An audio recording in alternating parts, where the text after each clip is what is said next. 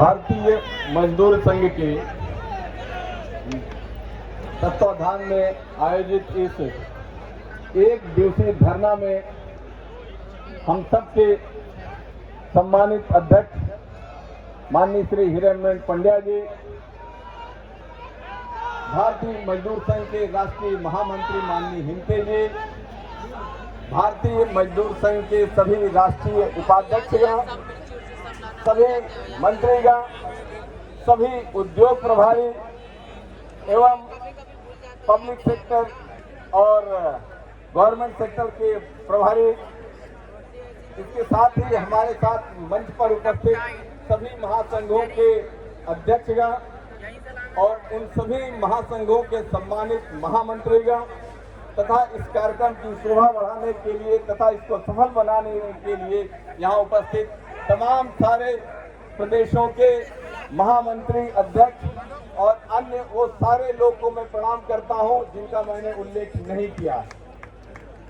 मैं देश के कोने कोने से आए हुए सरकारी प्रतिष्ठानों से तथा सार्वजनिक प्रतिष्ठानों से और उनके साथ उनके शुभचिंतकों के रूप में उपस्थित प्रत्येक व्यक्ति को यहाँ से मंच से नमन करता हूँ।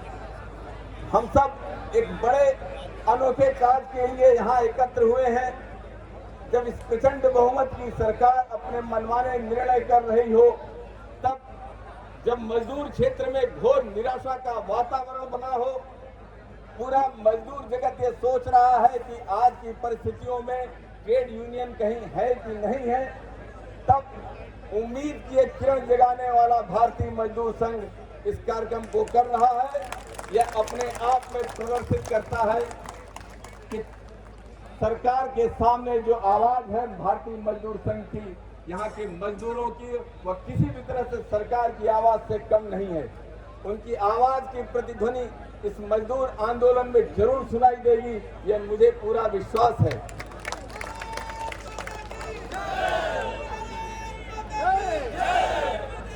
हम सबको यह सिखाया गया कि हम सब रिस्पॉन्सिव कोऑपरेशन करने वाले लोग हैं।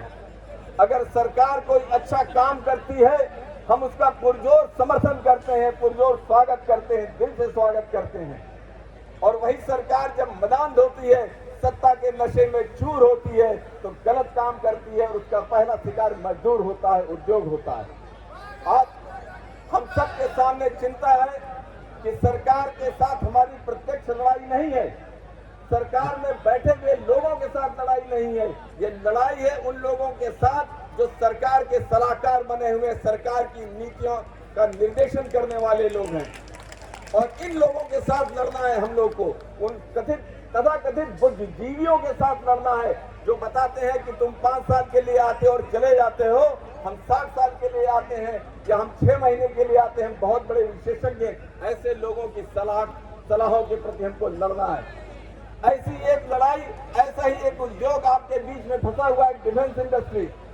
आप जानते हैं, अभी आपने पिछले महीने अखबारों में पढ़ा होगा कि दुनिया का अगर सबसे बड़ा कोई एम्प्लॉयर है, भारत का नहीं, इस दुनिया के अंदर अगर कोई सबसे बड़ा एम्प्लॉयर है तो भारत सरकार का रक्षा मंत्रालय एम्प्लॉयर है।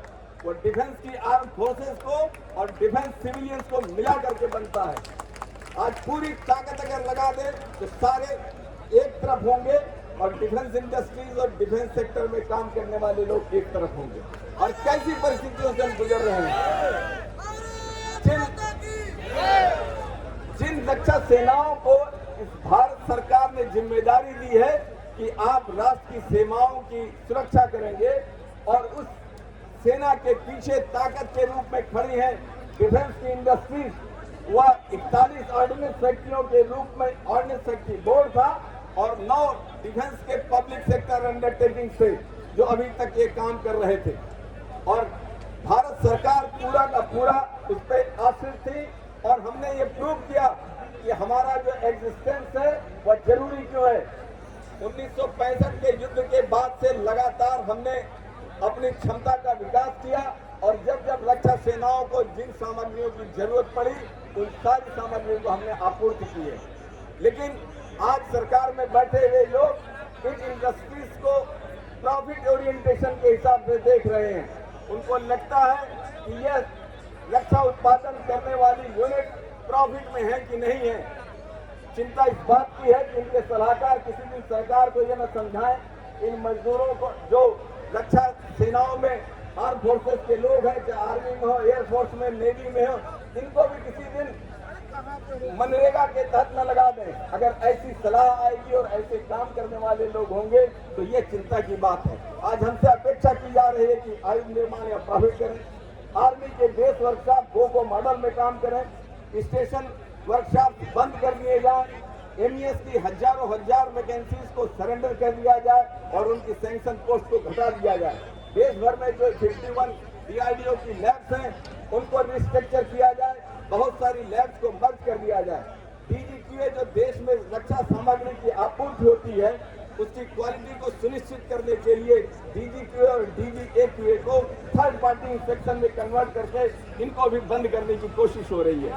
नेवी के अंदर हजारों पदों को, सिविलियंस के हजारों पदों को घटाया जा रहा है और सिर्फ इसलिए कि सरकार को एक नई सोच दी जा रही है, नई दिशा दी जा रही है।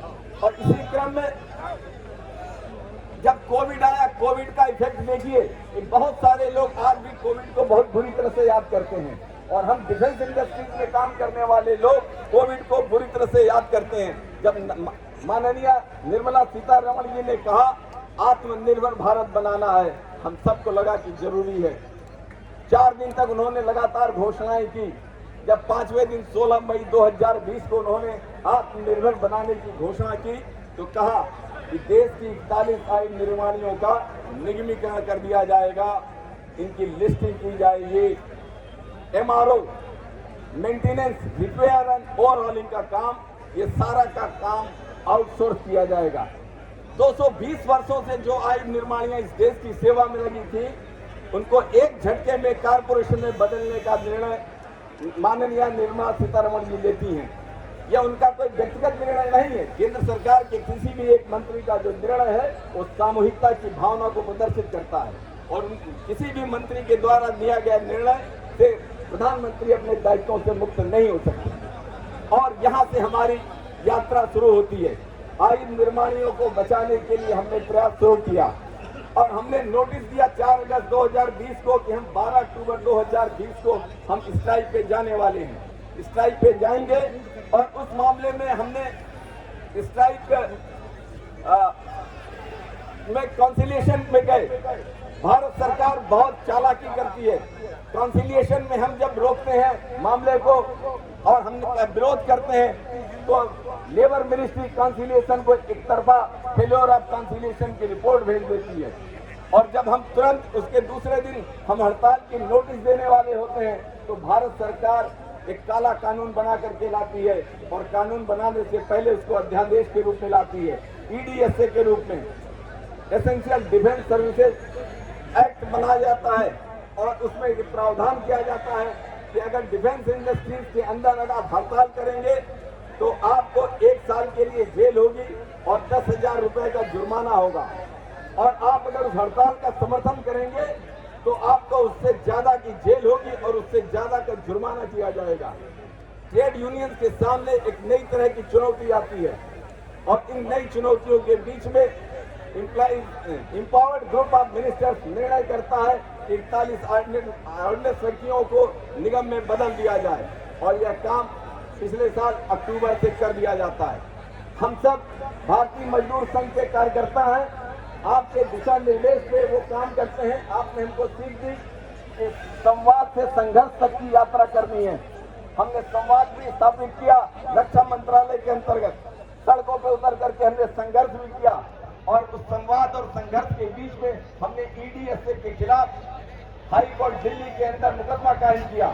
सुप्रीम कोर्ट में हम गए, सुप्रीम कोर्ट से फिर वापस हमको हाई कोर्ट भेजा गया और इसी कॉर्पोरेशन के अगेंस्ट में भी हमने हाई कोर्ट में मुकदमा कायम कर रखा है और 18 तारीख को, कल के तारीख में हमारे मुकदमे की अगली सुनवाई होनी है। इन परिस्थितियों में हम सबको काम करना है, लेकिन चिंता इस बात की नहीं कि कारपोरेशन बनाया जा रहा है। मैं 2 मिनट में अपनी बात खत्म करना चाहूंगा। भारत सरकार की फाइनेंस मिनिस्ट्री ने एक ऑफिस मेमोरेंडम इशू किया 13 दिसंबर 2021 को guidelines for implementation of new public sector enterprises policy for CPSE in non-strategic sector. देश के सभी पब्लिक सेक्टर्स को 4 हिस्सों में बांट दिया गया है। एक तरफ स्ट्रेटेजिक सेक्टर है, एक तरफ नॉन स्ट्रेटेजिक सेक्टर है।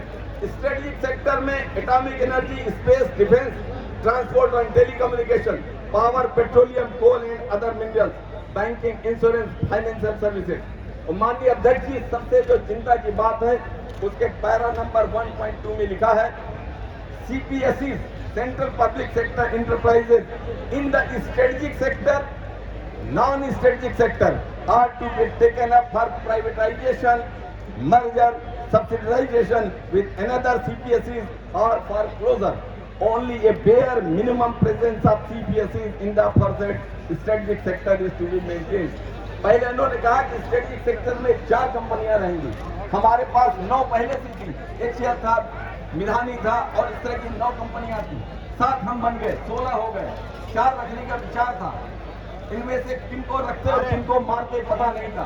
और अभी जो ये गवर्नमेंट का ऑर्डर है 13 दिसंबर 2021 का, वो ये कहता है कि मिनिमम बेरेस्ट कोई कंपनी रहेगी। आप सोच लीजिए कि देश किस तरफ जाने वाला है। आज जो लोग रत्ना है, नवरत्न है, मिनी रत्न है, वो सब अपनी हैसियत को ध्यान में रखें और ये उम्मीद करें कि भारतीय मजदूर संघ का आज का ये आंदोलन सफल होगा और हम सबको सफलता मिलेगी। और ये लड़ाई आखिरी नहीं है। इस यहाँ पे उपस्थित आज का युवा वर्ग अपेक्षा करता है कि आने वाले समय में भारतीय मजदूर संघ ऐसे ही आज जैसे उद्योग को बचाने की लड़ाई लड़ रहा है, एक दिन आप न्यू पेंशन स्कीम को समाप्त करने की लड़ाई लड़ेंगे और ओल्ड पेंशन स्कीम को बहाल करने की लड़ाई करेंगे। और 2024 में वह लड़ाई तब तक समाप्त नहीं होगी जब तक कि न्यू पेंशन स्कीम समाप्त नहीं हो जाती। मैं ऐसा अनुरोध निवेदन करके अपनी वाणी को विराम देता हूँ। जय हिंद, जय भारत। बीच में जो लोग भी खड़े हैं, बीच में जो